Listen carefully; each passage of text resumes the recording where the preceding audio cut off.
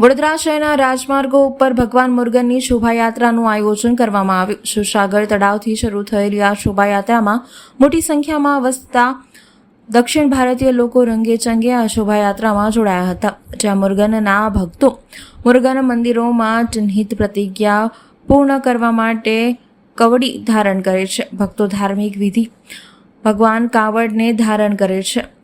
વર્ષોથી વડોદરામાં અનેક ધર્મ અને પ્રાંતના લોકો વસવાટ કરે છે. તેના કારણે જ વડોદરાની સંસ્કારી નગરીનું બિરુદ પણ પ્રાપ્ત થયું છે. ત્યારે આજ રોજ વડોદરામાં વર્ષોથી વસતા દક્ષિણ ભારતીય લોકોના ઈષ્ટદેવ ગણાતા એવા ભગવાનની મુર્ગન એટલે કે ભગવાન કાર્તિકેયની શોભાયાત્રાનું આયોજન કરવામાં આવ્યું હતું.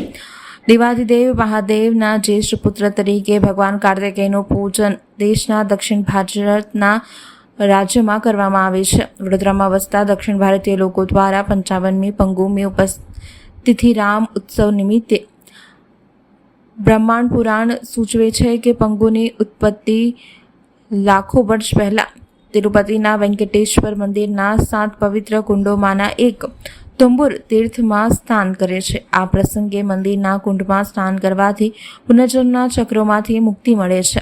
તમિલનાડુના કાંચીપુરમ ખાતે આવેલા એક બેશ્વર મંદિરમાં પૃથ્વીલિંગ જે પૃથ્વીનું તત્વલિંગ છે તેની પૂજા માટે આ દિવસ વિશેષ છે, જ્યારે ઉત્સવ 13 દિવસ સુધી ચાલે છે.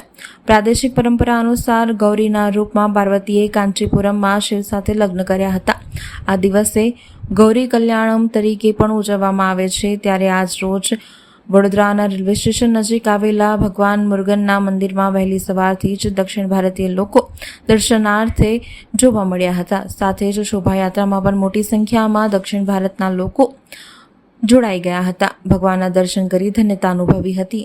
જય અંબે કાર્તિક સ્વામી ટ્રસ્ટ દ્વારા આજે 55મું કાવડ યાત્રાનું આયોજન કરવામાં આવ્યું હતું, જેમાં સુસાગર તળાવથી જે યાત્રા છે તેની શરૂઆત થઈ હતી અને રેલવે સ્ટેશન શ્રી અંબે જય કાર્તિક સ્વામી ટેમ્પલે પહોંચી હતી. આ 55મું શોભાયાત્રા હતું, જેમાં મોટી સંખ્યામાં દક્ષિણ ભારતના જે તમિલ સમાજના લોકો એકત્રિત થયા હતા અને ભગવાન કાર્તિક સ્વામીની આરાધના કરી હતી.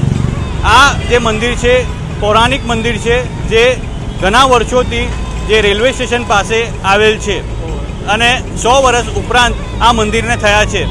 દક્ષિણ ભારતની સંપ્રદાય સંસ્કાર આજે પણ વડોદરા શહેરમાં જીવિત છે અને જે કહી શકાય પંગની ઉત્તરમ એટલે આજે જેમ કે શિવ અને ભગવાન શિવજી અને પાર્વતીજીનું લગ્નનો દિવસ, એવી જ રીતે ભગવાન મુર્ગન સ્વામી જે કાર્તિક સ્વામી છે તેમનું લગ્ન વલ્લી જોડે થઈ રહ્યું છે.